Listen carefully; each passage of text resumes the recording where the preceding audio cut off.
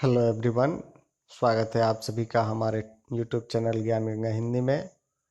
और आज हम लोग बात करेंगे औद्योगिक समाज और सामाजिक परिवर्तन के बारे में कि किस तरीके से उदारवादियों ने अपना विचार रखा तो उससे क्या परिवर्तन देखने को मिले। तेरह कि ये राजनीतिक रुझान का एक नए युग के द्योतक थे।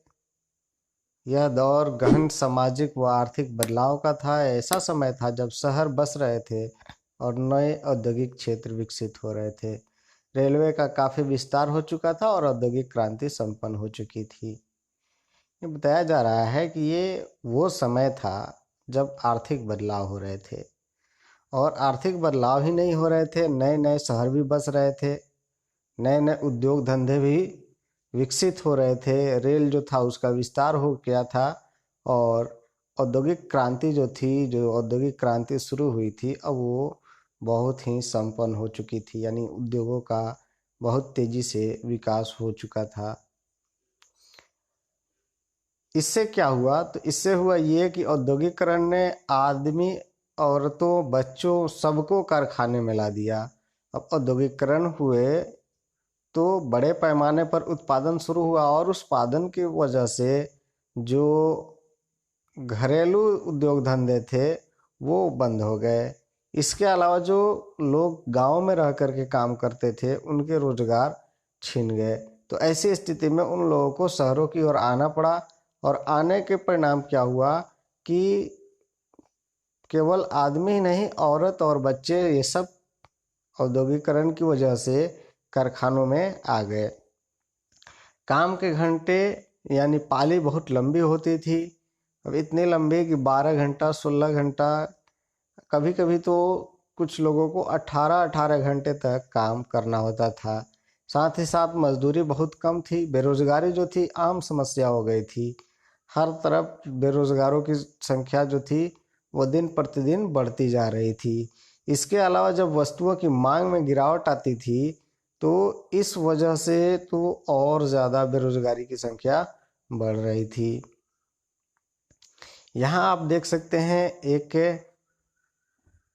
दृश्य दिखाया गया है। एक मकान में आप देख सकते हैं कि किस तरीके से मजदूर यहाँ ठहरे हुए हैं, और इस स्थिति को देख करके अंदाजा लगाया जा सकता है कि मजदूरों के क्या हालात रहे थे।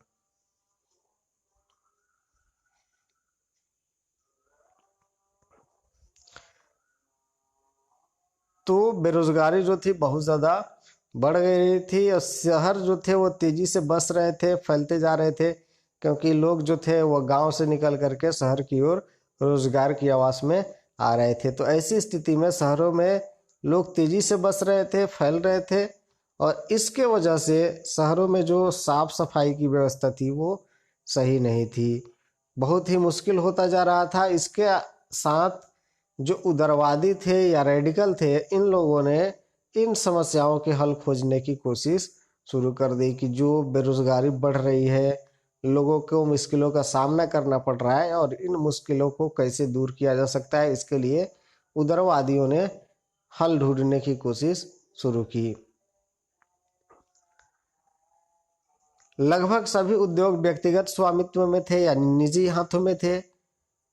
बहुत सारे रेडिकल और उदारवादियों के पास काफ़ी संपत्ति थी। उनके यहाँ बहुत सारे लोग नौकरी करते थे। उन्हें व्यापार, औद्योगिकरण, व्यवसाय के जरिए धन दौलत इकट्ठा की थी। इसलिए वे चाहते थे कि इस तरह के प्रयासों को ज़्यादा से ज़्यादा बढ़ावा दिया जाए। यानी बहुत से ऐसे उदारवादी जो थे वो भी मजदूरों को अपने यहाँ काम कराते थे, और इस वजह से उनके पास भी बहुत ज़्यादा पैसे थे।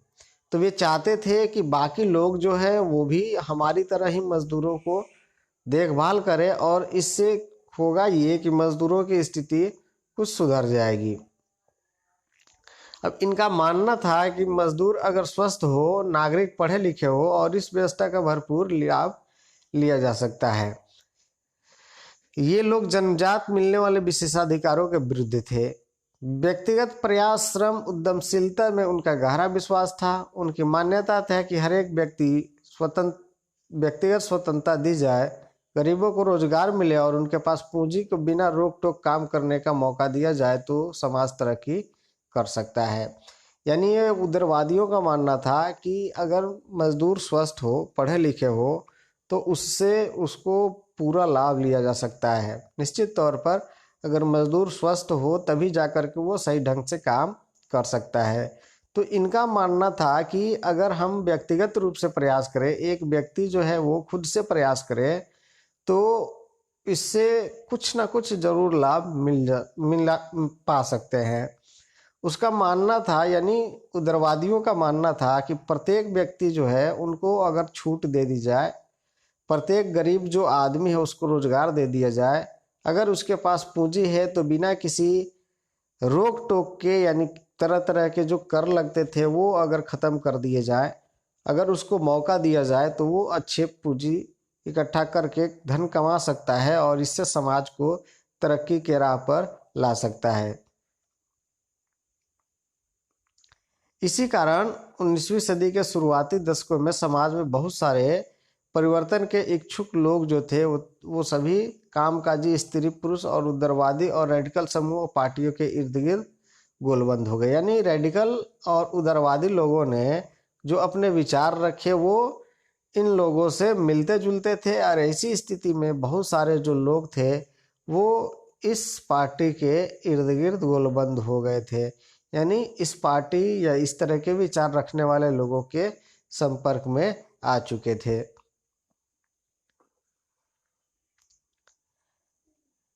यूरोप में 1815 में जिस तरह की सरकारें बनी उनसे छुटकारा पाने के लिए कुछ राष्ट्रवादी, उदारवादी और रेडिकल आंदोलनकारी क्रांति के पक्ष में थे।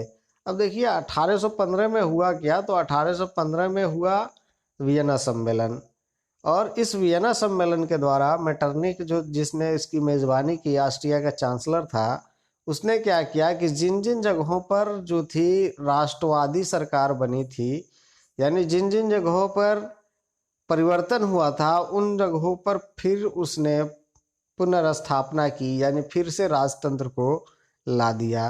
तो ऐसी स्थिति में जो बहुत सारे आंदोलनकारी जो थे वो ये चाहते थे कि इस तरह की सरकार जो है वो खत्म हो जाए, और इस चीज को लेकर के फ्रांस, इटली, जर्मनी और रूस के लोग जो थे वो क्रांतिकारी हो गए और उन्होंने राजाओं के तख्ता पलट करने का प्रयास किया। अब फ्रांस में जो था वहाँ भी 1815 ईस्वी के बाद जो थी वो क्रांति हुई। उसके अलावा फ्रांस में जब लोगों को स्वतंत्रता मिली तो उसको लेकर के इटली, जर्मनी और रूस के लोगों में भी क्रांतिकारी बदलाव होने लगे और वहाँ के जो तत्कालीन राजा थे उसको हटाने की कोशिश की गई। राष्ट्रवादी कार्यकर्ता क्रांति के जरिए ऐसे राष्ट्रों की स्थापना चाहते थे जिसमें सभी नागरिकों को समान अधिकार प्राप्त हो। जैसे फ्रांस में हुआ, तो फ्रांस में बहुत सारे ऐसे विचारक थे, दार्शनिक थे जो इस बात को लागू करना चाहते थे कि फ्रांस में भी जो समाज था उसमें कुछ वर्ग के लोगों को ही विशेषाधिकार प्राप्त था, बाकी लोगों को कोई अधिकार नहीं था जो निचले तबके के थे। तीसरे वर्ग के, अगर हम कह सकते हैं, तीसरे वर्ग के लोगों को कोई अधिकार नहीं था, जो कि आपने पिछले अध्याय में पढ़ा। तो फ्रांस में वही स्थिति थी। इटली जो था वो बहुत सारे छोटे छोटे टुकड़ों में बटा था, जिसकी वजह से इटली के लोगों में एकता नहीं आ रही थी और इस वजह से उस पर कई देशों का प्रभाव था। तो इटली में भी यही कुछ हुआ और इसके लिए सबसे महत्वपूर्ण इसका श्रेय दिया गया गिसेप मेज़नी को, क्योंकि मेज़नी ने ही वो पृष्ठभूमि तैयार की जिसकी वजह से इटली के लोगों में राष्ट्रीयता की भावना जागृत हुई। हालांकि इटली का एकीकरण जो था वो कई चरणों में पूरा हुआ।